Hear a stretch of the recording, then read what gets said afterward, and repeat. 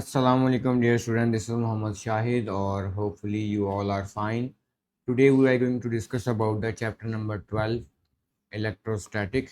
इसके MCUs को देखेंगे आज। तो उम्मीद है आपने जो प्रीवियस वीडियोस हैं जो इलेक्ट्रोमैग्नेटिज्म और करंट के ऊपर है वो आपने देखी होंगी।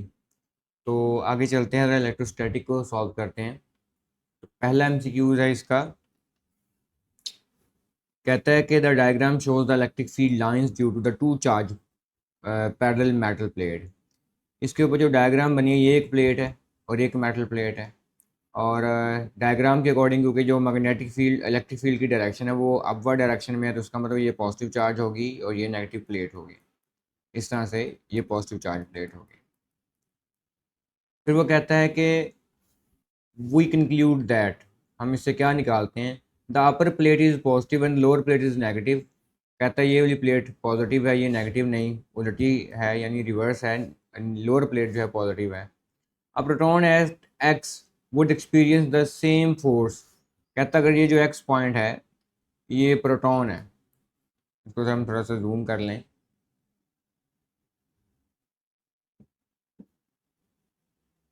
कुछ इस तरह से अब क्लियर होगा।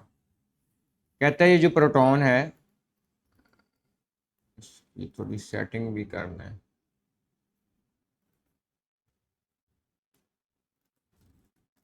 कहता है ये जो प्रोटॉन है ये पॉजिटिव पार्टिकल, कहता है कि experience the same force it were placed at Y. अगर हम इसको यहाँ पर रखें और इसको यहाँ पर रखें, इस पॉजिटिव चार्ज को, तो ये सेम फोर्स एक्सपीरियंस करता है एक्स पे भी और वाई पे भी। कैसे एक सेम फोर्स एक्सपीरियंस करेगा? हमें पता है कि जो फोर्स है फार्मूला होता है K Q1 Q2/R²। तो आर के साथ जो है वो इसका इन्वर्स रिलेशन है, यानी अगर डिस्टेंस ज़्यादा हो जाएगा तो फोर्स जो है वो कम हो जाती है। अगर डिस्टेंस को देखें तो यहाँ से यहाँ तक का डिस्टेंस और इस प्लेट ऊपर वाली प्लेट से वायर तक का डिस्टेंस तकरीबन सेम डिस्टेंस है। तो अगर डिस्टेंस फिक्स रहेगा तो ऑब्वियसली जो फोर्स लगने वाली होगी वो भी फिक्स रहेगी। तो हम ये बात कह सकते हैं कि हाँ, it would experience the same force. आगे बात करें अगले वाले ऑप्शन की, X experience greater force than G से ग्रेटर फोर्स एक्सपीरियंस करेगा नहीं, क्योंकि वाई वाला और जी वाला एक ही पॉइंट पे है। तो जितनी एक्स पे फोर्स लग रही है उतनी ही जी पे फोर्स लगेगी। हाँ, ये बात याद रखें कि जब जो हमारा पार्टिकल है वो पड़ा हुआ है इस पॉइंट पे, एक्स पे पड़ा हुआ है, तो यहाँ से उसको, क्योंकि ये भी पॉजिटिव चार्ज है, तो पॉजिटिव चार्ज को रिपेल करेंगे, यहाँ से रिपल्जेंट फोर्स लगेगी। और अगर वाई पे पड़ा हुआ है तो ये वाई पे पॉजिटिव चार्ज है और ये नेगेटिव चार्ज है, यहाँ से इसको जो है फोर्स ऑफ अट्रैक्शन लगेगी। ये नहीं मैटर करता कौन सी फोर्स लग रही है, बस हमने ये देखना है कि उसकी मैग्नीट्यूड क्या है। तो ग्रेटर तो नहीं लग सकती इसके ऊपर फोर्स। फिर कहता है फोर्स एक्सपीरियंस लेस देन, तो लेस भी नहीं बल्कि इक्वल लगनी है, तो इसका ऑप्शन नंबर बी ही रहेगा। इसको देख लीजिए, ये option number B.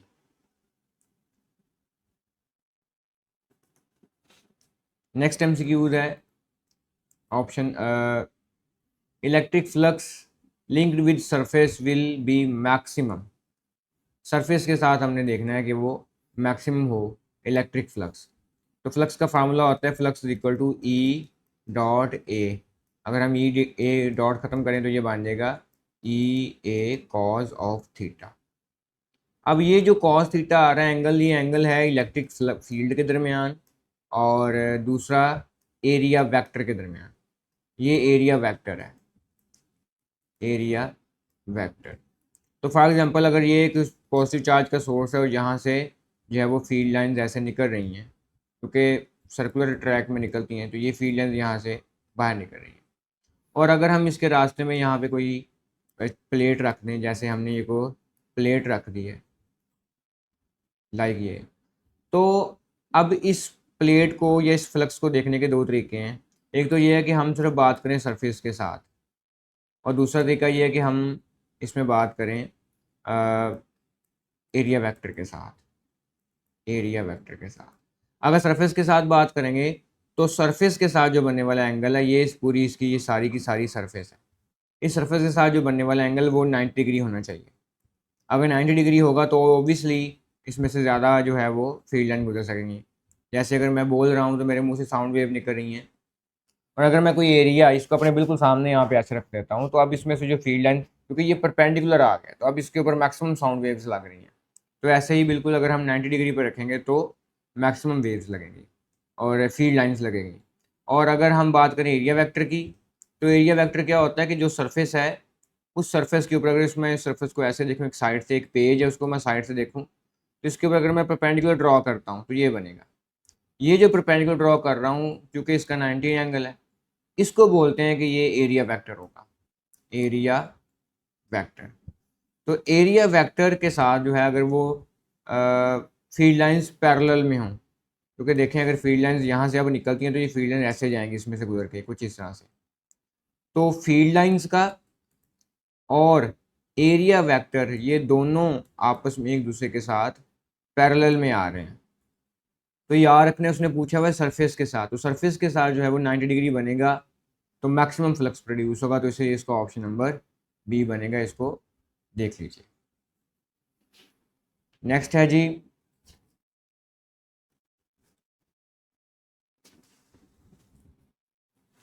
Next MCQs है the variation of the electric potential. Electric potential को V से शो करते हैं at point charge with distance r, distance r से रिप्रेजेंट करते हैं, represented by the graph where V along y axis. ये जो V है ये अलोंग y एक्सिस बनाना है और R जो है ये अलोंग x एक्सिस हो, मतलब ये V बनेगा, सॉरी ये R बनेगा, ये V होगा, यहाँ पे ये R होगा और ये V होगा, ये R होगा, ये V होगा और ये R होगा और ये V होगा। सबसे पहले तो हमें फार्मूला देखना चाहिए। इसमें जो फार्मूला बनता है, क्योंकि उसने पॉइंट चार्ज की बात की है और डिस्टेंस की बात भी की है, तो फार्मूला बनेगा V is equal to KQ/R। ये याद रखना है, यानी V का जो R के साथ रिलेशन है वो इन्वर्सली है। अगर V R ज़्यादा होगा तो V जो है वो कम हो जाएगा, तो ये इन्वर्सली प्रोपोर्शनल इन दोनों के दरमियान बनता है। अब ये बात हमने याद रखनी है यहाँ से, ये जो पहला ग्राफ है ये बन रहा है V डायरेक्टली है R के साथ, ये ग्राफ बन रहा है, ये है तो इन्वर्सली का ग्राफ, लेकिन इन्वर्सली का नहीं, ये डिक्रीजिंग ग्राफ है और डिक्रीजिंग हो रही है लीनियर के साथ, लीनियरिटी के साथ। हमारे पास जो रिलेशन, अगर हम इसको इस तरह से देखें, E equal to delta V/R, delta R के साथ, तो ये ग्रेडियंट है। ग्रेडियंट का मतलब ये कि दोनों चीज़ें जो हैं बहुत तेज़ी के साथ चेंज हो रही हैं। यानी अगर यहाँ पर एक पॉजिटिव प्लेट रख दी जाए और यहाँ पर एक नेगेटिव प्लेट रख दी जाए, या इसको पॉजिटिव कंसिडर कर लें और ये नेगेटिव प्लेट है, तो जो फील्ड लाइंस की डायरेक्शन होगी वो पॉजिटिव से नेगेटिव की तरफ होगी। और अगर मैं यहाँ पे चार्ज रख देता हूँ, ये पॉजिटिव चार्ज है, तो ये चार्ज मूव करेगा ऑब्वियसली नेगेटिव की तरफ, नेगेटिव प्लेट की तरफ। तो यहाँ पर जो चेंजेस आएगी, जैसे जैसे आर जो है वो इस नेगेटिव, जब पॉजिटिव चार्ज इस नेगेटिव प्लेट के करीब जाता जाएगा, वैसे वैसे इसके ऊपर जो फोर्स ऑफ अट्रैक्शन है वो ज़्यादा होती जाएगी और इसकी जो स्पीड है उसमें जो है वो इजाफा होता जाएगा। तो ये ग्राफ तो है जो लीनियर का है, तो यहाँ पे तो लीनियरिटी नहीं आ रही, तो यहाँ पे तो स्पीड इंक्रीज हो जाएगी पार्टिकल की, तो इसका मतलब ये ग्राफ तो बन ही नहीं सकता। ये याद रखनी है बात है जी आप लोगों ने। उसके बाद अगर हम इस ग्राफ की बात करें, तो ये ग्राफ जो है ये इंक्रीजिंग ग्राफ है कि अगर एक चीज़ जो है वो एक चीज़ अगर बढ़े दूसरी चीज़ भी बढ़े तो ये इंक्रीजिंग है, तो हम इसको ग्राफ को भी यूज़ नहीं कर सकते। ये जो ग्राफ है, ये ग्राफ जो है ये डिक्रीजिंग का, सॉरी इन्वर्सली का है। आपने याद रखना है ये जो ग्राफ है, ये ग्राफ इन्वर्सली होने के साथ साथ इस ऐसी क्वांटिटी के लिए भी बनाया जा सकता है जिसमें या तो स्क्वायर रूट आ जाए, स्क्वायर आ जाए, नॉट स्क्वायर रूट। अगर इन्वर्स रिलेशन है और स्क्वायर रूट आ जाए, स्क्वायर आ जाए, तो ये ग्राफ ऐसे ही होगा। बस थोड़ा सा डिफरेंस हो जाएगा कि ये ग्राफ की जो कर्व है थोड़ी सी कुछ इस तरह से यहाँ से आएगी, तो ये थोड़ी सी नीचे से चली जाती है ऐसे। ये यानी ये जो ग्राफ पहला बन रहा है इन्वर्सली का, उससे नीचे का होता है। तो ये ग्राफ डायरेक्टली देख के समझ आना चाहिए आपको कि ये इन्वर्सली का ग्राफ। और ये जो ग्राफ है, ये ग्राफ स्पेशली उस वक्त यूज़ होता है जब दो चीज़ों का रिलेशन स्क्वायर के साथ हो, लीनियर का रिलेशन जो है वो स्क्वायर के साथ हो, तो ये ग्राफ जो सी है ये उस वक्त यूज़ होगा। तो इसलिए आपने ध्यान रखना है इन सारे ग्राफ्स को कि कौन सा ग्राफ किस रिलेशन को शो कर रहा है। तो ये ऑप्शन नंबर डी इसका राइट आंसर होगा, क्योंकि हमारा जो रिलेशन है वो इन्वर्सली है। इसको देख लीजिए। नेक्स्ट एमसीक्यूज है, एमसीक्यूज है जी, a particle carrying a charge of 2 electron. तो चार्ज दे दिया उसने कि ये 2 इलेक्ट्रॉन है। इसको सिंप्लीफाई करेंगे तो एक इलेक्ट्रॉन पे चूँकि 1.6 क्रॉस 10 की पावर -19 कूलम होता है, तो ये बन जाएगा 3.2 क्रॉस 10 की पावर -19 कूलम, ये चार्ज आ गया। ये क्यों मैंने इसको कन्वर्ट किया है, क्योंकि ये यूनिट लिखा हुआ है, यूनिट जाउल में लिखा हुआ है। तो जब यूनिट जाउल में है तो फिर हम इलेक्ट्रॉन और ये वोल्ट, तो अगर हम इसको मल्टीप्लाई करते हैं ऐसे तो ये इलेक्ट्रॉन वोल्ट बनेगा, तो इलेक्ट्रॉन वोल्ट में नहीं चाहिए, हमें जाउल में चाहिए, तो फिर हमें इस इलेक्ट्रॉन की वैल्यू यहाँ पर जो है वो पुट करनी पड़ेगी। नेक्स्ट कहता है the difference of the potential difference दे दिया उसने, डेल्टा वी वो है 3 वोल्ट का, और कहता है calculate the energy required acquired, तो हमने इसमें से कितनी एनर्जी से बनेगी हमने उसको देखना है। तो एनर्जी कैसे कैलकुलेट करेंगे, फार्मूला होता है पोटेंशियल का कि work done upon a charge is equal to the change in potential difference. तो लगा दें यहाँ पे फार्मूला, एनर्जी फाइंड करनी है तो वर्क डन कोई भी एनर्जी होता है, तो यहाँ पे Q डेल्टा V आ जाएगा। Q यहाँ पे है 3.2 क्रॉस 10 की पावर -19, और वोल्ट की वैल्यू यहाँ पे दी हुई है 3 वोल्ट का डिफरेंस है।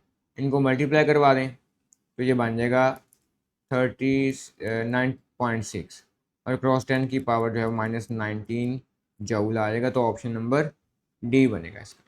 बात आपने बस यहाँ पे याद रखनी है कि कौन फार्मूले आपको कराते हैं तो फिर आपको क्लियर आज हो जाएगा। नेक्स्ट है जी इसका MCQ, a unit of the epsilon R, इसको बोलते हैं एप्सिलॉन आर, ये होता है रिलेटिव परमिटिविटी, रिलेटिव परमिटिविटी। ये देख लीजिएगा 2 टी आने, ये एक ही आने, मेरे ख्याल से 2 टी आने यहाँ पर। एक होता है एप्सिलॉन नॉट, ये जो है ये सिर्फ परमिटिविटी है, लेकिन ये परमिटिविटी कब है, फॉर फ्री स्पेस, जब उसमें फ्री स्पेस है। ये परमिटिविटी फॉर फ्री स्पेस, उसकी वैल्यू जो है वो होती है एप्सिलॉन नॉट की 8.85 क्रॉस 10 की पावर -12।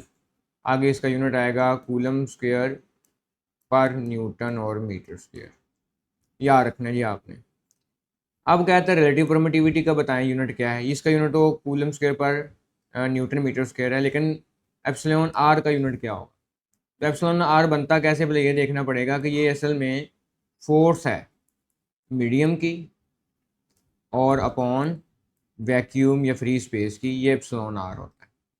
अब मीडियम में जो फॉर एग्जांपल 2 चार्ज रखे हुए हैं, एक चार्ज ये है पॉजिटिव चार्ज, दूसरा चार्ज ये है प्लस, ये दोनों दूसरे को रिपेल करने की कोशिश करेंगे, दूसरे पर फोर्स लगाएंगे, तो इनके दरमियान जिस वक्त मीडियम है वो बड़ा इम्पैक्ट करता है। अगर फॉर एग्जांपल इनके दरमियान मीडियम है तो इनके दरमियान जो लगने वाली फोर्स है हम उसको क्या मान लेते हैं कि ये 2 न्यूटन है। अगर इनके दरमियान हम मीडियम चेंज कर दें और वाटर रख दें या कोई पेपर रख दें, तो ऑब्वियसली हमें इस बात का आइडिया है कि इन चार्जेस की जो फोर्स है ये मीडियम डिपेंडेंट होती है, ये कम हो जाएगी, या पहले से लेस लगाएगा, ये हो सकता है 0.5 न्यूटन की फोर्स लगाए। तो ये वही बात है कि जब 2 चार्जेस के दरमियान मीडियम रखा हो तब कितनी फोर्स लगाते हैं, जब उनके दरमियान मीडियम ना हो तब कितनी फोर्स लगाते हैं, ये कहलाती है रिलेटिव परमिटिविटी। तो क्योंकि दोनों ही फोर्सेस हैं तो दोनों का unit Newton divide by Newton, तो इसलिए इसका कोई यूनिट नहीं होगा, तो ये आंसर आएगा नो यूनिट। ये पेपर में कुछ इस तरह से भी आ सकता है कि ये इसके डायमेंशन बताएं, तो ये यूनिट लेस है और ये डायमेंशन लेस भी है, ये आपको पता होना चाहिए, दोनों बातें इसमें आ जाती हैं। नेक्स्ट MCQ है N electric field can deflect, electric field deflect कर सकती है जी। सपोज करें ये एक पॉजिटिव प्लेट है या नेगेटिव कंसिडर कर लें, और ये दूसरी प्लेट जो है ये एक पॉजिटिव प्लेट है। हमें पता है जो फील्ड लाइंस होती हैं वो पॉजिटिव से नेगेटिव की तरफ इन हो रही होती हैं, तो ये फील्ड लाइंस की डायरेक्शन बन जाएगी। अगर मैं यहाँ पे रखता हूँ एक पॉजिटिव चार्ज, तो ऑब्वियसली पॉजिटिव चार्ज के ऊपर फोर्स लगेगी, और फोर्स किस तरह को होगी, ये पॉजिटिव पॉजिटिव को रिपेल करेगा और नेगेटिव इसको करेगा अट्रैक्ट, तो ये होगी in the direction of field, ये फील्ड की डायरेक्शन में होगी। लेकिन अगर मैं ये कब होगी, जब पॉजिटिव चार्ज रखा हो, ये याद रखना है आप। और अगर इनके दरमियान रख दूँ नेगेटिव चार्ज, तो नेगेटिव चार्ज नेगेटिव को रिपेल करेगा और पॉजिटिव से नेगेटिव को अट्रैक्ट करेगा। अब जो नेगेटिव चार्ज में जो डायरेक्शन है वो है इन ऑपोजिट टू फील्ड, इसकी जो डायरेक्शन है ये फील्ड के ऑपोजिट है, ऑपोजिट टू द फील्ड। लेकिन अगर हम रखें न्यूट्रल चार्ज, न्यूट्रॉन रख दें यहाँ पे जिसके ऊपर कोई चार्ज नहीं है, तो जो न्यूट्रॉन चार्ज है ना तो ये अपवर्ड मूव कर सकता है और ना ही ये डाउनवर्ड मूव कर सकता है, जिसकी वजह से ना ये ऊपर की तरफ को जाएगा और ना ये नीचे की तरफ को जाएगा, बल्कि ये एक जगह पे स्टक कर देगा, स्टक हो जाएगा, इसकी जो स्पीड है न्यूट्रॉन की वो ज़ीरो हो जाएगी। इसका मतलब ये हुआ कि अगर कोई पार्टिकल ऐसा है जो चार्ज लेस है, जिसके ऊपर कोई चार्ज नहीं है, तो उसके ऊपर इलेक्ट्रिक फील्ड जो है वो कोई असर क्रिएट नहीं करती, कोई इफेक्ट नहीं होता, तो न्यूट्रॉन के ऊपर भी कोई इफेक्ट नहीं पड़ेगा, क्योंकि हमने डिफ्लेक्शन देखनी है। तो एक्सरे जो है ये एक इलेक्ट्रोमैग्नेटिक वेव है, इलेक्ट्रोमैग्नेटिक वेव, तो इसके ऊपर भी ये भी चार्जलेस होती है। गैमा रेज भी जो है वो चार्जलेस है, और जो अल्फा पार्टिकल, क्योंकि इसके ऊपर दो पॉजिटिव चार्ज होते हैं, तो फिर इसका आंसर बनेगा ऑप्शन डी। आपने इसको देख लेना, ये ऑप्शन नंबर डी बन गया, अल्फा पार्टिकल। नेक्स्ट एमसीक्यूज है, कहता है there are two charges, 1 coulomb charge है और दूसरा है जी 1 माइक्रो कूलम है और दूसरा 6 माइक्रो। चार्ज 1 है जी 1 माइक्रो कूलम, और जो चार्ज 2 है इसको स्मॉल क्यू से भी रिप्रेजेंट कर सकते हैं, वो है 6 coulomb micro coulomb. Ratio of the force acting on them, F1 और हमने F2, ये दो रेशियो इन क्या है, हमने इनको यहाँ से फाइंड करना है।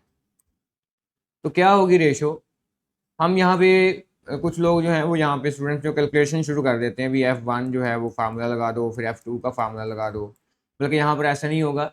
हमने चूँकि पढ़ा हुआ है न्यूटन थर्ड लॉ को भी ये फॉलो करता है, तो न्यूटन थर्ड लॉ तो यही कहता है कि भी जो F1 2 एक चार्ज दूसरे चार्ज पे फोर्स लगाता है वो इक्वल टू होती है F2 1 पे जो दूसरा ऑब्जेक्ट पहले ऑब्जेक्ट पे फोर्स लगाएगा।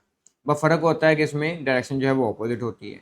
तो यहाँ पे जो 1 चार्ज दूसरे पे फोर्स लगाएगा वो, और ये दूसरा चार्ज पहले पे फोर्स लगाएगा वो, ये दोनों फोर्सेस जो हैं वो ये इक्वल होंगी। तो जब दोनों फोर्स इक्वल होंगी तो उनकी जो रेशो है ये 1:1 होगी, तो हम इसको बोलेंगे 1:1। क्योंकि देखें ना, अगर ये 2 कूलम फोर्स लगाता है, न्यूटन फोर्स लगाता है पहला ही बॉडी, तो दूसरी बॉडी भी तो 2 न्यूटन फोर्स ही लगाएगी, पहली बॉडी पे तो कैंसिल होकर ये 1:1 ही आ जाएगा। इसलिए इसका आंसर बनेगा ऑप्शन नंबर बी। तो this is our right answer. Next है जी, 2 कैपेसिटर आर आइडेंटिकल। डाटा जो होता है उसको देखना, उसको समझना बहुत ज़रूरी है। 2 capacitor are identical, 1 is filled with air. एक कैपेसिटर उसकी ये एक प्लेट है और दूसरी प्लेट उसकी ये है, और इसके दरमियान जो मीडियम रखा हुआ है वो एयर है। फिर कहता है कि अदर विद ऑयल, दूसरा एक और कैपेसिटर है, इसकी पॉजिटिव चार्ज है और नेगेटिव चार्ज है, और इसमें जो है वो जो मीडियम रखा हुआ है वो ऑयल है। फिर कहता है both capacitor carry same charge, इन दोनों पे जो चार्ज है इसको अगर 1 कैपेसिटर मान लें, उसको 2 फर्ज करें, तो दोनों का जो चार्ज है वो इक्वल है, यानी आप कह लें चार्ज क्यू है जो कि फिक्स है, इसकी अमाउंट चेंज नहीं हो रही। The ratio of the electric field, हमने इलेक्ट्रिक फील्ड की रेशो निकालनी है, E1 रेशो E2, या आप कह लें कि E एयर, पहले वाले में क्योंकि एयर फिल की है, डिवाइड बाय दूसरे वाले में है E ऑयल, दूसरे वाले में ऑयल फिल किया होगा। तो हमने ratio of electric field find करनी है। अब चार्ज का जो फॉर्मूला है, सॉरी कैपेसिटर के लिए, इलेक्ट्रिक फील्ड के लिए, वो फार्मूला हमने पढ़ा हुआ है, E is equal to KQ/R। अगर मीडियम के लिहाज से बात करनी है तो हम इसको कह सकते हैं E is equal to Q/4πε0R, ये भी हो सकता है। तो इसमें Q फिक्स है, 4π फिक्स है, और क्योंकि सेम उसने कहा सेम 2 कैपेसिटर आइडेंटिकल है तो उनके दरमियान डिस्टेंस भी सेम होगा, तो जो चीज़ यहाँ पर रह जाएगी वो सिर्फ रह जाएगा रिलेशन इसका R के साथ। तो यानी हम कह सकते हैं कि E का जो एप्सिलॉन के साथ जो रिलेशन है वो इन्वर्स है। अब इन्वर्स रिलेशन इनके दरमियान आ गया है, यानी मैं अगर 1 फार्मूला के लिखूँ तो ये हो जाएगा E1 इन्वर्सली है ε1 के साथ, और E2 जो है वो इन्वर्सली है ε2 के साथ। पहले वाला याद रखना है एयर का है, दूसरे वाला ऑयल का है। इनकी रेशियो फाइंड करनी है, तो जब इन्वर्स होता है तो अगर दोनों को डिवाइड करें लेफ्ट हैंड साइड को, तो जो राइट हैंड साइड इनके रेसिप्रोकल आ जाते होते हैं। अब E2 जो है वो ऑयल वाली है, और जो E1 है ये एयर वाली है। जो एयर वाली, जब इसका कंपैरिजन आ जाता है दो मीडियम्स का, तो कंपैरिजन में आपने याद रखना है कि हम जो एयर वाली होती है उसकी एप्सिलॉन को हम 1 कंसिडर कर लेते हैं कि ये 1 है। एप्सिलॉन नॉट वैसे होता है 8.85, अभी पिछले एमसीक्यूज में डिस्कस किया हमने विद यूनिट। लेकिन यहाँ पर जब दो मीडियम का कंपैरिजन करेंगे तो हम ये देखेंगे कि भाई एयर की 1 है, ये सारी वैल्यू 1 कंसिडर करेंगे, और देखेंगे कि जो ऑयल है इससे कितनी गुना बड़ी है।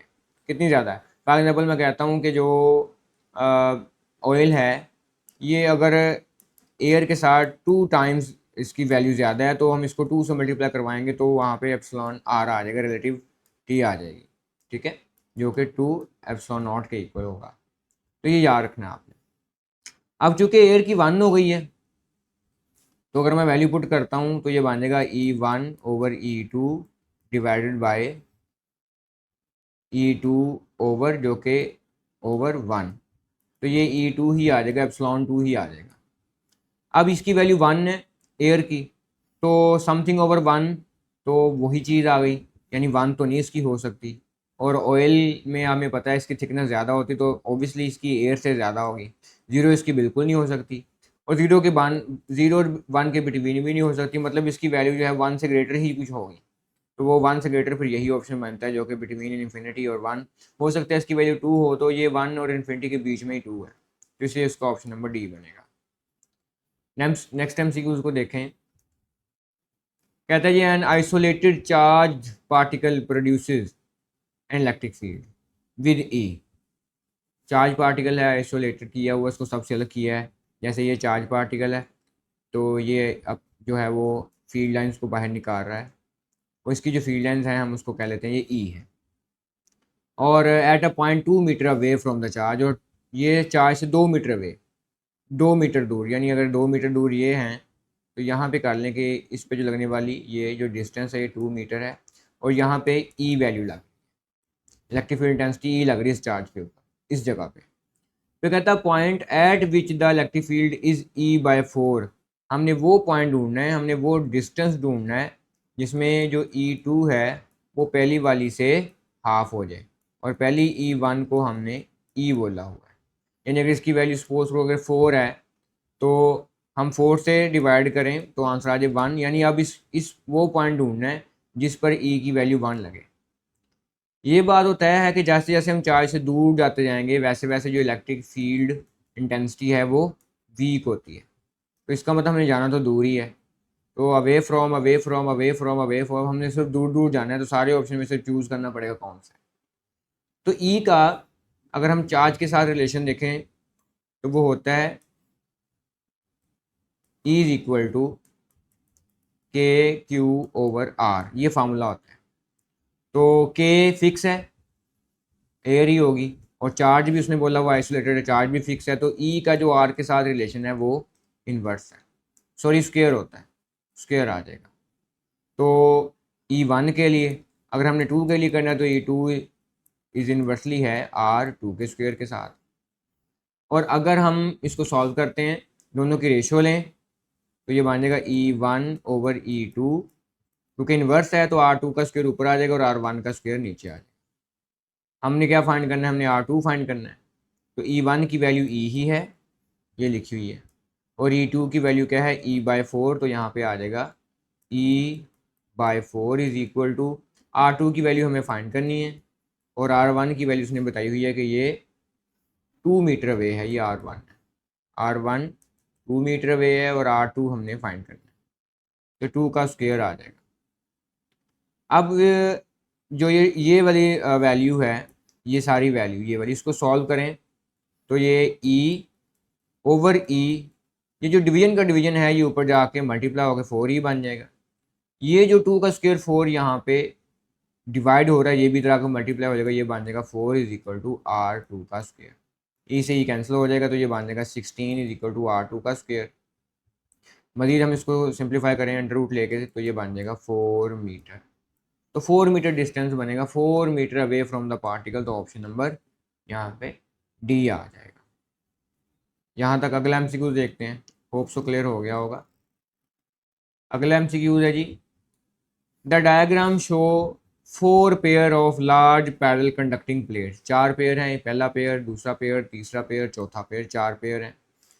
The value of electric potential given for each plate, हर प्लेट की बताई हुई है, और रैंक करना है हमने to the magnitude of the electric field, और इलेक्ट्रिक फील्ड की मैग्नीट्यूड को हमने रैंक करना है between plate least to great.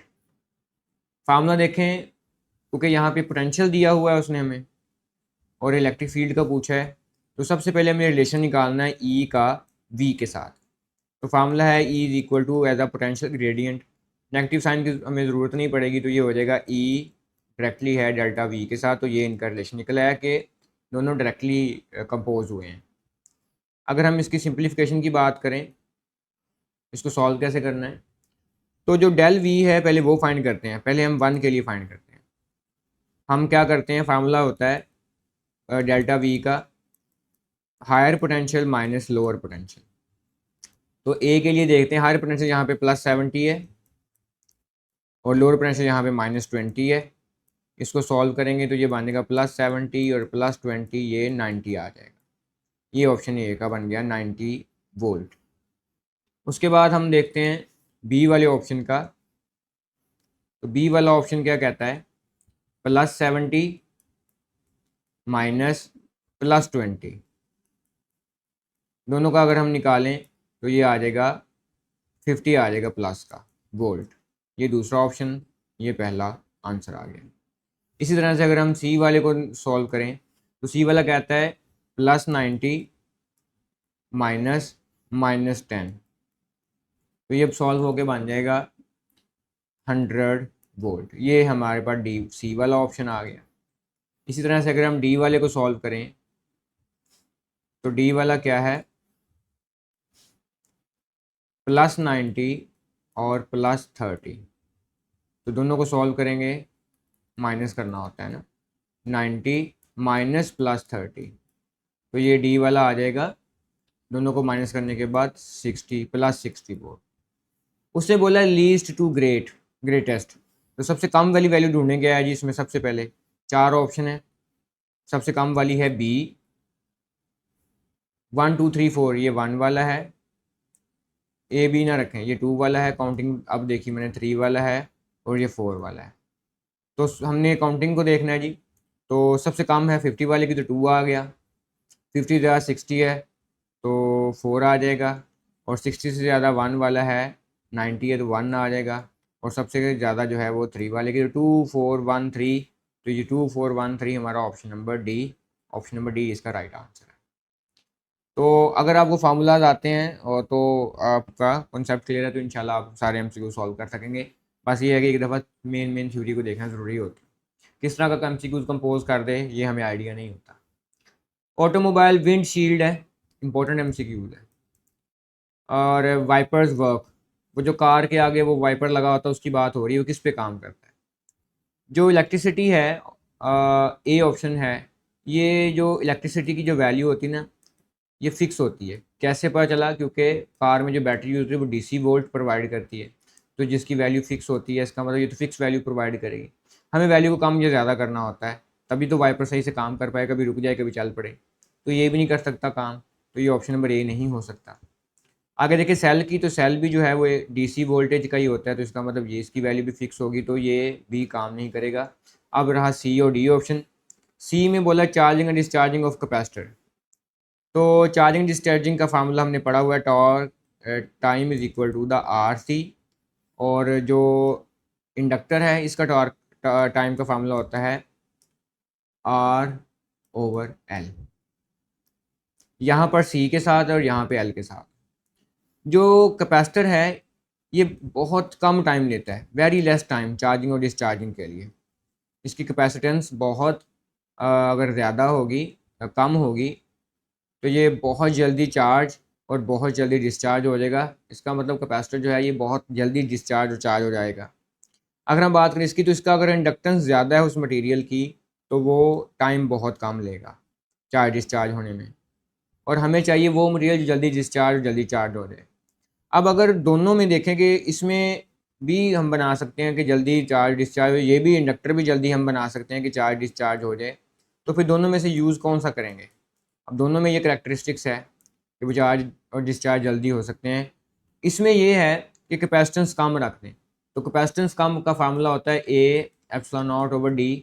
Charging के प्लेट के दरमियान डिस्टेंस ज़्यादा कर दें तो भी जो है वो कम हो जाएगी, क्योंकि इन दोनों का इन्वर्स रिलेशन है। दूसरा ये कि उनके दरमियान अगर हम मीडियम ज़्यादा कर दें, सॉरी कम कर दें, मीडियम अगर हम कम कर दें, उसकी जो एयर रख दें सपोज करें, तो डायरेक्ट रिलेशन है, तो अगर इसकी एप्सिलॉन नॉट बहुत कम होगी तो उसकी कैपेसिटेंस बहुत कम होगी।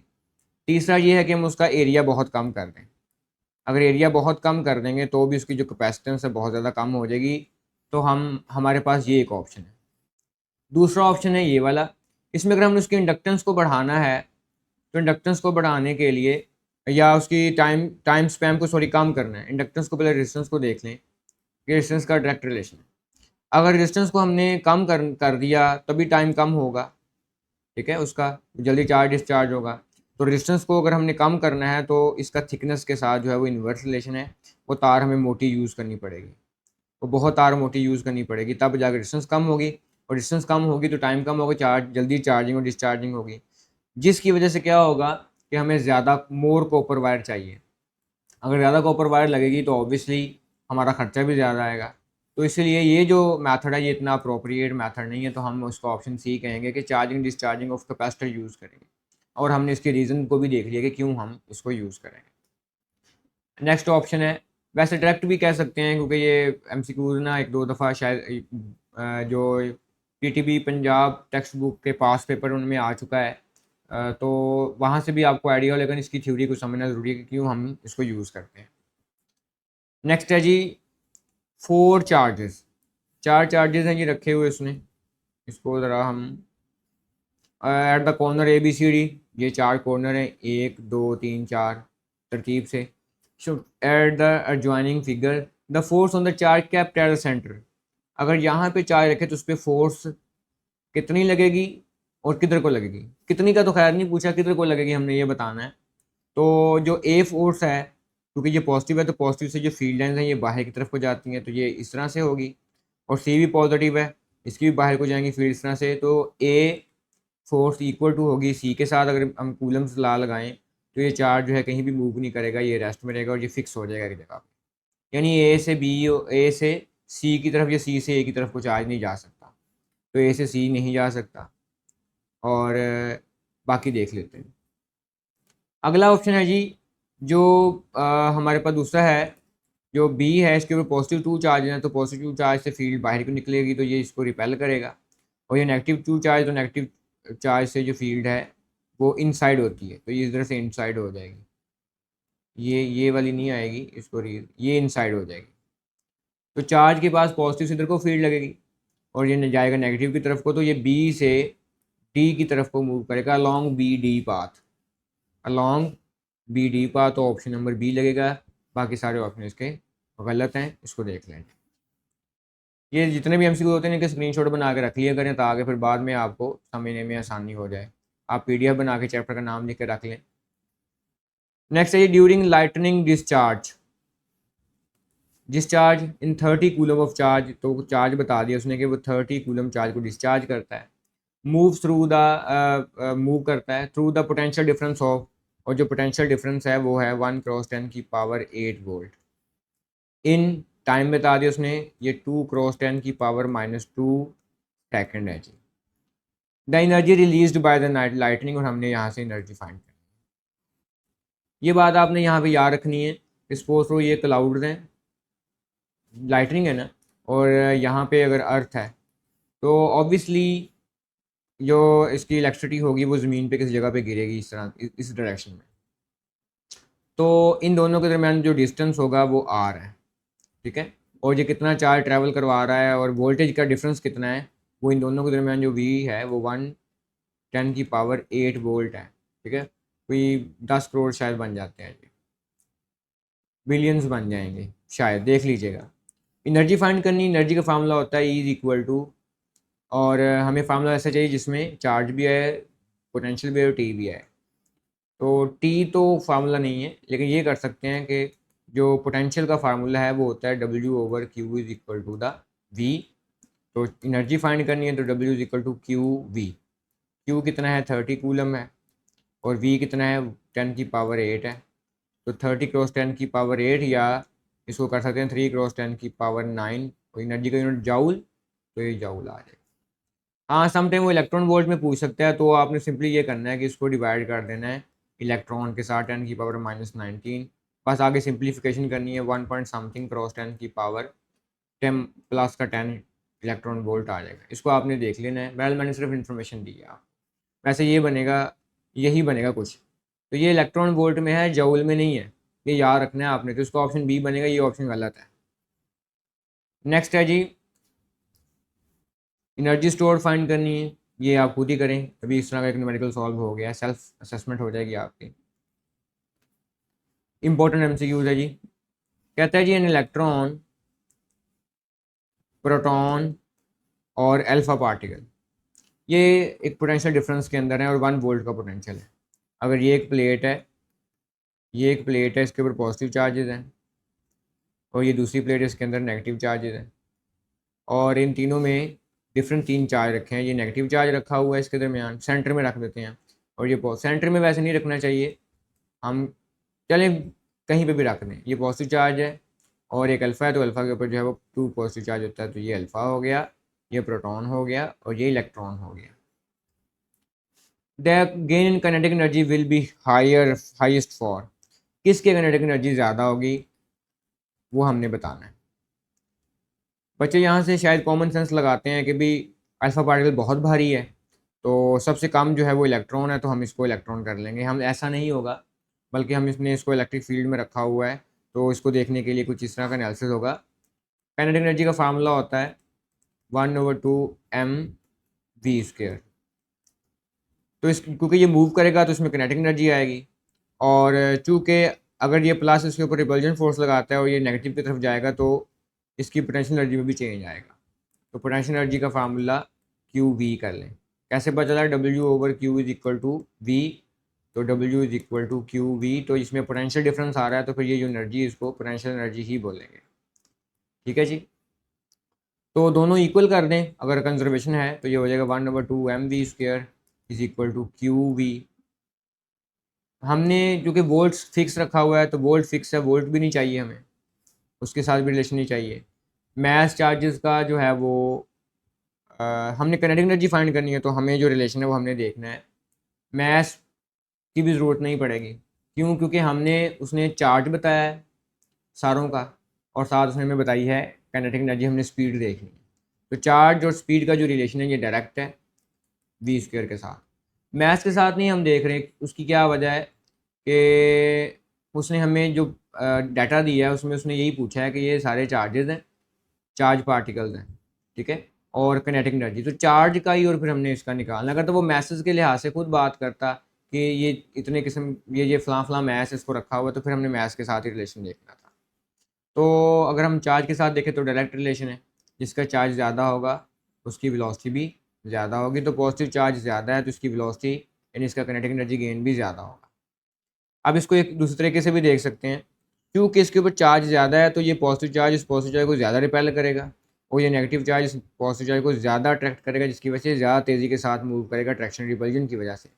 और इनके ऊपर जो कोई सिंगल सिंगल चार्ज है तो ये इसकी वजह से इतनी ज़्यादा स्पीड इनकी नहीं होगी। इनकी सिंगल स्पीड होगी तो इसकी ऑब्वियसली अल्फा पार्टिकल की डबल स्पीड होगी। तो मैथ्स पे जाने की ज़रूरत नहीं पड़ेगी हमें यहाँ पर। नेक्स्ट MCQs है,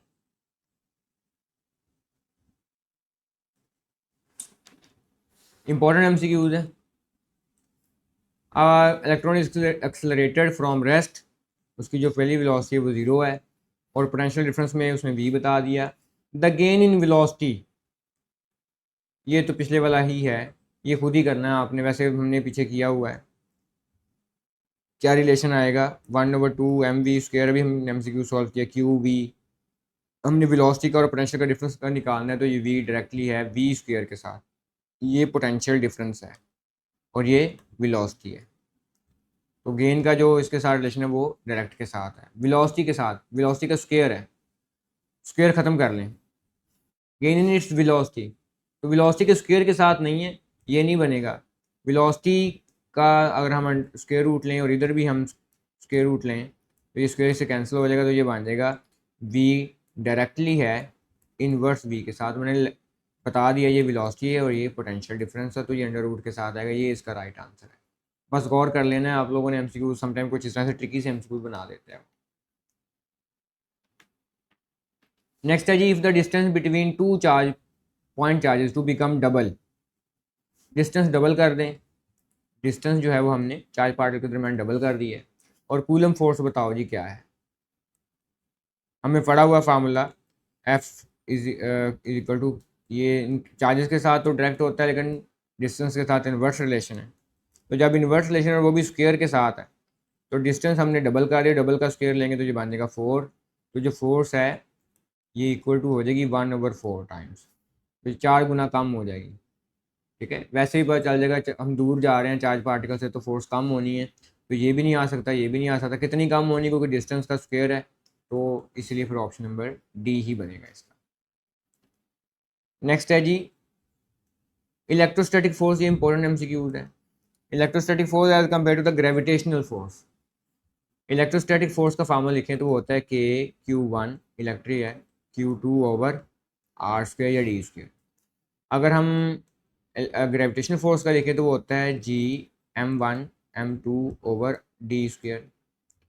फर्ज करें कि बाकी सारे कंपोनेंट अगर जो है वो इक्वल हैं, सिर्फ कांस्टेंट की अगर हम बात करें तो कांस्टेंट इलेक्ट्रिक फोर्स में जो कांस्टेंट है वो के है, जिसकी वैल्यू होती है 9 × 10⁻⁹ और जो ग्रेविटी है उसका जो कांस्टेंट है वो जी है, जिसकी वैल्यू 6.673 × 10⁻⁻11। जो लिखने की ज़रूरत नहीं है क्योंकि हमें जो काम है वो तो हमें सिर्फ कंपेयर करना है। तो जिसका कांस्टेंट लार्जर होगा ओबियसली उसकी वैल्यू भी लार्जर आएगी, तो ये वैल्यू ज़्यादा होगी, तो हम कह सकते हैं कि एफ ई ग्रेटर है एफ जी के साथ। तो ये electric force compare to gravitational force strong होती है, वेरी स्ट्रॉन्ग होती है, तो ये ऑप्शन नंबर सी बन जाएगा। नेक्स्ट एमसीक्यूज इंपॉर्टेंट है। Energy store in capacitor, charge carrying Q है और पोटेंशियल इसका वी है, और कहता है कि हमने इसको कैलकुलेट करके ग्राफ बना लिया है और एरिया अंडर द ग्राफ हमने इसके साथ लिख लिया है। Which graph show the correct relation pair of the C Q V and in addition show a shaded area which correspond to the energy store in capacitor. और कहता है कि कौन सा एरिया जो एनर्जी स्टोर को शो करता है। एनर्जी स्टोर का फार्मूला इसके लिए हमने पढ़ा हुआ है, E = 1/2 सी और वी का स्क्वायर। तो यहाँ पे हम देखें और कंपेयर करें तो ये 1/2 आ रहा है। सी जो है अगर हम ग्राफ बनाएं ऐसे, ये सी है ये वी है, या जिसको मर्जी रख लें जिस मर्जी एक्सेस पे, तो फिर हम तो सिर्फ उसको जो है वो कंसिडर कर रहे हैं। तो ये अगर हम इसको ग्राफ बनाएं ऐसे, तो सी जो है अगर ट्राइंगल बना लें तो ये बेस बनेगी और ये जो वी है ये उसकी हाइट बनेगी। तो ये 1/2, ये तो बेस हाइट, ये तो कुछ ट्राइंगल जैसी फॉर्मेशन बन रही है। ठीक है, तो इसका मतलब ये ग्राफ जो है ट्राइंगल शेप में आएगा, तो ये ऑप्शन नंबर डी तो कैंसिल हो गया। अब ये किस किस के दरमियान बनेगा, क्या वी क्यू के दरमियान बनेगा, हमने ये देखना है कि क्या ये वी और क्यू के दरमियान बनेगा, या हमने ये देखना है कि क्या ये सी और वी के दरमियान बनेगा, और या ये सी और 1/v के दरमियान बनेगा, हमने ये देखना है।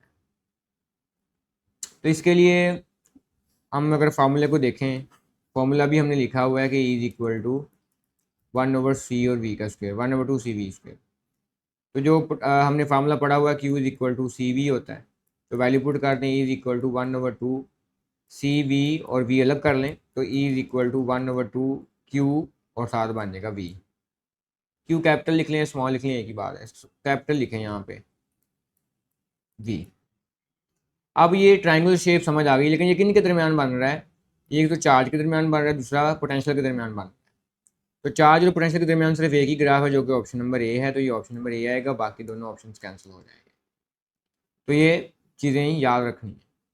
ठीक है, वैसे भी आपने ग्राफ पढ़ा हुआ है जब बुक पढ़ रहे थे आप। Capacitance with air 10 microfarad, capacitance दे दी उसने 10 फैरड है, माइक्रो नहीं सिर्फ फैरड है सॉरी, और डाइलेक्ट्रिक बीच में रखा है, रिलेटिव परमिटिविटी ये 100 है, और न्यू कैपेसिटेंस बता दें उसकी सी कितनी होगी। तो फार्मूला कैपेसिटेंस के लिए होता है, ये आपने पढ़ा हुआ, capacitance medium divide the capacitance vacuum = the ER। ये आप लोगों ने एनर्जी स्टोरेज कैपेसिटर वाले टॉपिक से या उसमें या उससे कहीं आगे वाले टॉपिक में डिस्कस किया हुआ है। तो मीडियम की हमने चूँकि नया मीडियम इंट्रोड्यूस करें तो न्यू मीडियम ऐड करने पर कितनी कैपेसिटेंस हो जाएगी, ये इक्वल टू है अगर हम इन दोनों को मल्टीप्लाई करवा दें तो इसकी वैल्यू 100 है, और सी कैपेसिटेंस की वैल्यू वैक्यूम में जो है उसने बताई है शुरू में 10 है, तो ये 1000 बन जाएगा, 7 फैरड यूनिट आ जाएगा, तो ये ऑप्शन नंबर ए बन जाएगा 1000 फैरड। ये हमारा आंसर बनेगा। नेक्स्ट एमसीक्यू है uniform magnetic field is created between two parallel plate. Distance बता दिया उसने R is equal to 0.04 metre. इसको 4 × 10 की पावर -2 मीटर भी लिख सकते हैं डिस्टेंस को। What magnitude of electric field, electric field की मैग्नीट्यूड फाइंड करनी कितनी होगी दो प्लेट में जो स्टैब्लिश हो रही है। फार्मूला हमने पढ़ा हुआ है, electric field establish between electric field between to distance. जो डाटा हमारे पास मौजूद है, एक तो फार्मूला ये लग सकता है और दूसरा जो ऑप्शन बनता है वो ये बन सकता है इलेक्ट्रिक पोटेंशियल का। इसको तो नहीं लगा सकते क्योंकि हमारे पास चार्ज की वैल्यू नहीं है, ना हमने इसके अंदर कोई प्लेस किया हुआ है। तो फिर हमारे पास पोटेंशियल डिफरेंस है, तो ये आ जाएगा E is equal to delta V की वैल्यू कितनी है plus potential minus lower potential. तो प्लस वाला 40 है, माइनस लोअर वाला -40 है। दोनों को सॉल्व करेंगे तो ये 80 बन जाएगा वोल्ट के साथ। तो आ जाएगा 80 और 7 डिवीजन में जो आर है वो है 4 × 10 की पावर -2। सिंप्लीफाई करेंगे ये कैंसिल होकर 20 बन जाएगा और ये माइनस का 2 पर जाएगा प्लस का 2 यानी 100, तो ये 2000 बन जाएगा। तो 2000 वोल्ट पर मीटर ये हमारा आंसर आ गया। नेक्स्ट है जी electric field density 4000 volt per metre. उसने बता दिया is equal to 4000 volt per metre है। डिस्टेंस बता दिया R is equal to 2 metre है। It will be 100 volt per metre.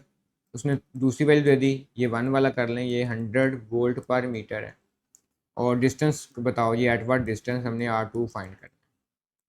ये वैसे खुद करें आप लोग, फार्मूला में लिख देता हूँ कि E is equal to KQ/R² होता है। तो E1 over E2 is equal to R2 का स्क्वायर ओवर R1 का स्क्वायर आ जाएगा। सॉल्व खुद ही करना है क्योंकि ये हमने पहले सॉल्व किया हुआ है। ये इंपॉर्टेंट है जी हमसे।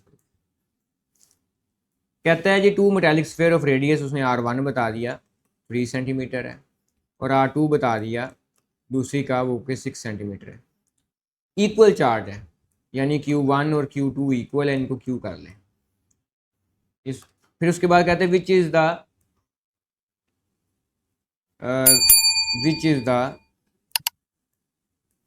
इसको साइड पे ले जाए। कहते हैं which is the greater surface charge density. Surface charge density हमने फाइंड कर। तो सरफेस चार्ज डेंसिटी का फार्मूला होता है सिग्मा इज इक्वल टू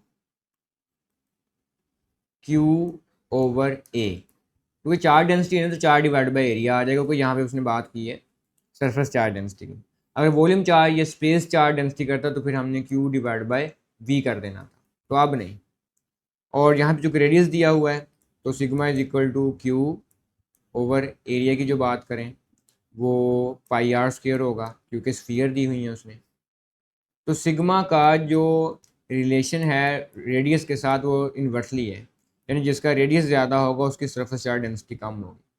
उसने पूछा ग्रेटर, तो ग्रेटर फिर उसकी होगी जिसका रेडियस कम होगा। तो रेडियस कम किसका है जी 3 वाले का, तो इसका मतलब पहले स्फीयर जो है उसका सरफेस चार्ज डेंसिटी जो है उसकी ज़्यादा हो। नेक्स्ट है जी electric intensity at infinite distance.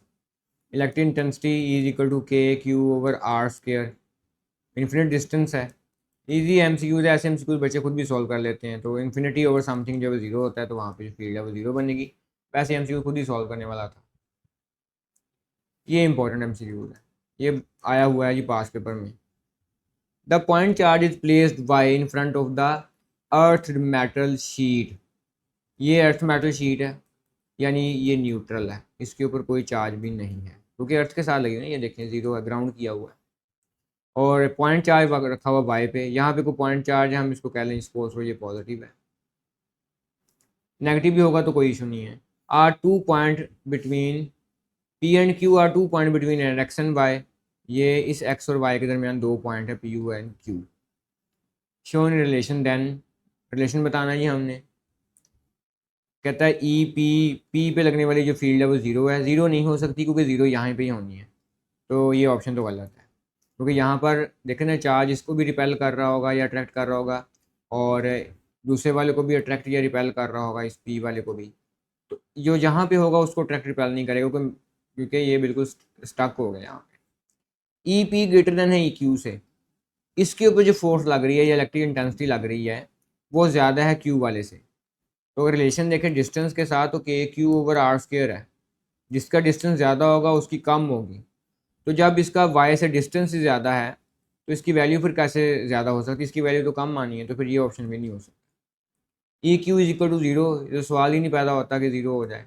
आखिरी ऑप्शन बच गया, फिर ये हमारा राइट आंसर है।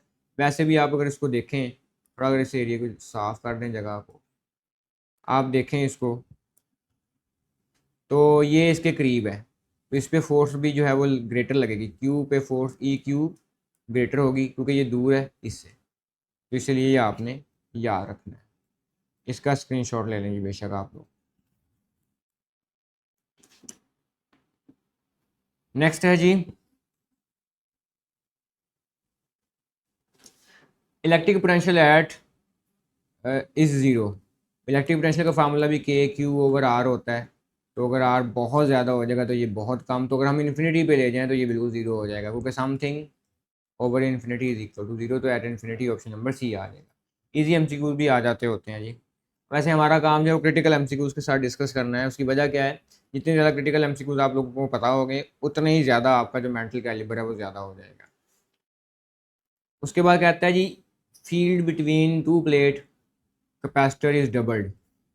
इलेक्ट्रिक फील्ड को डबल कर दिया है, ई जो है वो 2E बना दिया है। एनर्जी बताएं जी क्या होगी, एनर्जी बताना है हमने, रिलेशन फाइंड करना है। हमारे पास जो रिलेशन है वो वर्क डन का और ई का आना चाहिए, इलेक्ट्रिक फील्ड इंटेंसिटी का। ये दो रिलेशन ढूंढने हैं। तो इसके लिए जो फार्मूला बनेगा एनर्जी के लिए वो कुछ यू बन सकता है, E energy is equal to A epsilon naught over D, और जो डी है ये डिस्टेंस होता है, तो E is equal to del V over R. तो E R is equal to del V और R is equal to del V over ई।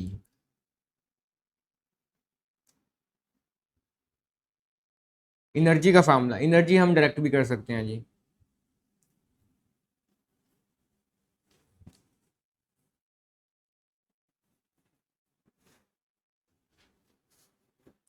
तो एनर्जी फार्मूला होता है U is equal to 1/2 epsilon naught E का square, यानी energy का जो है वो रिलेशन इलेक्ट्रिक इंटेंसिटी के साथ डबल होता है। तो अगर हम इसको डबल कर देंगे तो 2 का स्क्वायर आ जाएगा 4, तो ये 4 गुना इंक्रीज़ कर देगी पहले वाले से, तो इंक्रीज बाय 4 टाइम। ये डायरेक्ट फार्मूला है, इसको डिराइव करने की जरूरत नहीं, बस डायरेक्ट फार्मूला अगर आपको आता है तो दैट्स इट, काफ़ी इनफ होगा। न्यूटन पर कूलम है तो डायरेक्ट पता है जी आपको, वोल्ट पर मीटर आएगा। कैसे वोल्ट पर मीटर आएगा इसको देख लेते हैं। New volt per metre, volt जो है ये W over Q is equal two volt होता है, तो ये जऊल होता है, ये कूलम होता है। तो ये बनेगा जऊल पर कूलम, और नीचे मीटर लिखा हुआ है तो जऊल पर कूलम मीटर आ जाएगा। जो जऊल है ये वर्क डन है, तो ये न्यूटन मीटर होता है। मीटर से मीटर कैंसिल, तो न्यूटन कूलम ये बन गया आंसर। ये प्रूफ शॉर्ट क्वेश्चन में भी आता है, बोर्ड में आप लोगों ने किया भी होगा। ये इंपॉर्टेंट एमसीक्यू है। The ratio of the force between two small sphere constant charge, charge उसने फिक्स कर दिया, दो हैं, तो Q1 is equal to Q2 is equal to Q, जो डाटा उसने हमें प्रोवाइड किया उसके according. In air and in medium of dielectric constant K। तो पहला मीडियम जो है उसको उसने एयर बोला तो एप्सिलॉन नॉट रख लें, दूसरा मीडियम जो है उसको K बोला हुआ तो K रख लें। रेशियो फोर्स फाइंड करनी है। फोर्स का जो रिलेशन है वो होता है K Q1 Q2 over are square, और अगर हम इसको K के साथ देखें तो F इन्वर्सली है 1/4 पाई एप्सिलॉन नॉट, यानी F इन्वर्स है एप्सिलॉन नॉट के साथ। एप्सिलॉन नॉट के साथ इन्वर्स है, तो यानी मैं कह सकता हूँ कि F1 ओवर अगर F2 करता हूँ तो दूसरी तरफ epsilon R over epsilon naught आ जाएगा, क्योंकि ये पहला रिलेशन है, इधर 1 कर लूँ। अगर मैं दूसरा लिखता हूँ तो ये बन जाएगा F2 इन्वर्सली है एप्सिलॉन 2 के साथ। तो इन्वर्स है तो इसीलिए फिर रेशियो जो है वो उल्टी हो जाती है, 2/1 आ जाएगा। तो 2 को एप्सिलॉन आर कह लिया, 1 को हमने नॉट कह लिया, तो ये फार्मूला इस तरह से बन जाएगा। और चूंकि हमने इसकी वैल्यू को के रखा हुआ है और दूसरी की वैल्यू को 1 बोला उसने, नज़र भी आ रहा है 1 और के है, तो इसलिए मैं अगर यहाँ पर के पुट करता हूँ, नीचे वाली की वैल्यू 1 पुट करता हूँ, तो के रेशो 1 ऑप्शन नंबर यहाँ से बी आ जाएगा। ये आप इसको देख लीजिए एमसीक्यू। नेक्स्ट एमसीक्यूज है, charge Q is spread uniformly along circumference of a circle. ये एक सर्कल है, तो इसके ऊपर जो है ना वो इस तरह से कोई पॉजिटिव चार्ज या नेगेटिव चार्ज जो है वो बिखेरा हुआ है इसकी सरफेस पे ऐसे, और यूनिफॉर्मली है। यूनिफॉर्मली का मतलब क्या होता है? यूनिफॉर्मली का मतलब होता है कि डिस्टेंस सेम है एक दूसरे के साथ। The total force exerted on the particle can be calculated by, और and charge Q is placed at centre. एक चार्ज है उसको उसने सेंटर में रखा हुआ है और कहता है बताओ इसके ऊपर कितनी फोर्स लग रही है। ये भी चार्ज पार्टिकल है। अब मैग्नेटिक फील्ड जो है, सॉरी इलेक्ट्रिक फील्ड जो पॉजिटिव चार्ज से निकलती हैं बाहर को, और इधर से भी पॉजिटिव फील्ड लाइन निकलेंगी बाहर को, दोनों फील्ड दूसरे करेंगी रिपेल, जिसकी वजह से दोनों का जो इम्पैक्ट इस वाली का इस वाली कैंसिल हो जाएगा। इसी तरह इसके सामने जो चार्ज है वो इसके सामने यहाँ पॉजिटिव चार्ज होगा, इसके सामने वाला पॉजिटिव चार्ज इसको कैंसिल करेगा, इसके सामने वाला पॉजिटिव चार्ज इसको कैंसिल करेगा। तो जो पॉजिटिव चार्ज पड़ा हुआ है इसके ऊपर जो नेट फोर्स लगेगी वो जीरो लगेगी, तो कोई फोर्स इसके ऊपर नहीं लगेगी। Calculation is zero, option number D बनेगा जी इसका। नेक्स्ट एमसीक्यूज,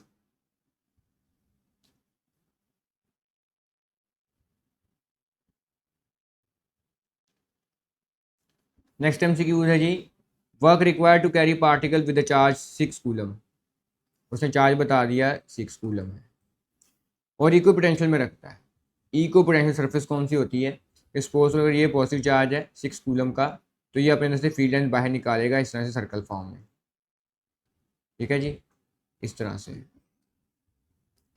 अगर जितनी जो पोटेंशियल है, क्योंकि ये चार्ज के करीब है और रेडियस सेम होता है तो डिस्टेंस सेम हो गया, तो डिस्टेंस चेंज नहीं हो रहा, तो चार्ज आप चाहे यहाँ पर रख दे, चाहे यहाँ पर रख दे, चाहे यहाँ पर रख दे, इनके ऊपर एक जैसा पोटेंशियल लगेगा। इसकी बात करेंगे, इस पॉइंट की बात करेंगे, तो चूँकि डिस्टेंस चेंज है तो इस पॉइंट पे जो चार्ज लगाएगा, पोटेंशियल लगेगा, वो और तरह का चार्ज का पोटेंशियल होगा, क्योंकि डिस्टेंस चेंज हो गया ना। E is equal to del V over del R. वैसे तो हमने एनर्जी फाइंड करनी है, तो बस हमें यहाँ से ही आइडिया हो जाएगा। फिर कह रहा है कि तू जो चार्ज है ये मूव करता है, पार्टिकल वर्क करते हैं हम, to carry the particle from 6 coulomb charge से 5 वोल्ट से हम उसको 6 वोल्ट पे लेके जाते हैं। अगर मान लें ये 5 वोल्ट का इक्वी पोटेंशियल है, 6 वोल्ट का इक्वी पोटेंशियल है, तो ये 5 वोल्ट का इक्वी पोटेंशियल है। चार्ज से दूर जाएंगे ना तो पोटेंशियल कम होता है, तो ये चार्ज से बहुत दूर है तो यहाँ पोटेंशियल कम होगा, और ये चार्ज के पास है तो इसका पोटेंशियल ज़्यादा होगा, इसलिए ये 6 वोल्ट होगा, ये 5 वोल्ट। और चार्ज को हम 5 वोल्ट से 6 वोल्ट में लेके जाते हैं, यानी कि चार्ज इधर से आ रहा है इधर। फिर कहता है कि 6 volt potential and back to the 5 volt, तो हम इस चार्ज को दोबारा वापस ले जाते हैं इस पोटेंशियल पे, तो कितना वर्क लगेगा? वर्क डन का जो सिंपल फार्मूला है वो तो एफ डी है, तो फोर्स तो लग रही है इसको लाने में, उसको लेके जाने में, लेकिन चूंकि जो डी है वो डिस्टेंस है, तो डिस्टेंस हमने इसको कवर किया यहाँ से यहाँ लाने में, फिर इसको वापस ले गए तो डिस्टेंस उसका एक्चुअल में तो कवर ही नहीं हो रहा, डिस्टेंस या डिस्प्लेसमेंट। डिस्प्लेसमेंट नहीं एक्चुअल में कवर हो रहा है, क्योंकि जिस जगह पे था ये उसी जगह पे नज़र आ रहा है, तो इसलिए कोई किसी किस्म का वर्क डन नहीं होगा, तो ऑप्शन नंबर ए आ जाएगा। इसकी कैलकुलेशन करना ज़रूरी नहीं है कि आप कैलकुलेशन करने बैठ जाएँ तो आप इसमें से कोई आंसर निकालें, तो बस यहाँ पे कुछ कुछ थोड़ी थोड़ी कॉमन सेंस भी लगानी होती है। Area of the plate of 1 farad, तो उसने कैपेसिटी बता दी, capacitance C is equal to 1 farad है, और सेपरेटर उसने डिस्टेंस बता दिया R is equal to the 8.85 millimetre है, तो R is equal to 8.85 cross 10 की पावर -3 मीटर हो जाएगा, और हमने इसको प्लेस किया इन एयर में, एरिया फाइंड करना है। फार्मूला कैपेसिटेंस का होता है C is equal to A epsilon naught over D. Formulas याद होने चाहिए आपको, इसलिए पूरी बुक जो है ना वो एक दफ़ा आपने गो थ्रू करनी है लाजमी। तो C cross D is equal to A epsilon naught, क्योंकि हमने एरिया फाइंड करना है, तो C cross D over epsilon naught is equal to A. C की वैल्यू 1 है, जो डी है डिस्टेंस वो है 8.85 क्रॉस 10⁻³ और जो मीडियम रखा हुआ वो एयर है, तो एयर की जो परमिटिविटी है वो 10⁻12। 8.85 से कैंसिल हो जाएगा, -3 ऊपर जाके ये +12 हो गया, तो ये बन जाएगा 10⁹ प्लस का, तो प्लस का 9 मीटर स्क्वायर, ये हमारा आंसर आ जाएगा ऑप्शन नंबर ए। अगला MCQ है जी, 2 charge particle are arrange as shown in which region a third particle. 2 charge particle, एक ये वाला है और एक ये वाला है। तीसरा चार्ज पार्टिकल जो है ना +1 कूलम है, उसको रखना है, तो कहाँ पे रखे कि नेट फोर्स उसके ऊपर जो लगने वाली वो 0 हो जाए। अगर मैं रखता हूँ उसको 3 पे क्योंकि इसका प्लस चार्ज है और इसका माइनस चार्ज है, तो ये करेगा अट्रैक्ट, ये चार्ज मूव करेगा इस तरफ को, तो 3 हम रीजन में इसको नहीं रख सकते। अगर मैं रखता हूँ इसको 2 में, यहाँ पर +1 को, तो प्लस का जो 2 चार्ज है इसको जो है वो पुश करेगा, और ये नेगेटिव है तो ये फील्ड इनवर्ड होती है, इसको अट्रैक्ट करेगा तो चार्ज फिर से मूव करेगा, तो हम इसको 1 और 2 के अंदर भी नहीं रख सकते। अगर हम इसको रखते हैं यहाँ पे 1 और 3 भी नहीं आ सकता, इधर भी नहीं रख सकते ना, ये देख लिया हमने। उसके बाद अगर हम बात करते हैं यहाँ पे, तो 1 पे चूँकि इसकी फील्ड लाइन की फोर्स इधर को है और नेगेटिव फील्ड लाइन इधर को है, और जो प्लस का चार्ज है इसकी फील्ड लाइन भी आउटसाइड होती है, इसकी भी आउटसाइड होंगी, तो इसका जो असल में मूवमेंट इसकी होगी वो प्लस चार्ज नेगेटिव की तरफ को होगी, क्योंकि ये इसको अट्रैक्ट कर पा रहा होगा, तो ये मूव करेगा इधर को, तो जो +1 चार्ज यहाँ पर पड़ा हुआ है तो इसके ऊपर फिर नेट फोर्स बिल्कुल 0 हो जाएगी, तो हम कह सकते हैं इसको 1 पे रखें। 1 पे रखेंगे तो कोई इसके ऊपर जो फील्ड लाइन असर नहीं करेगी।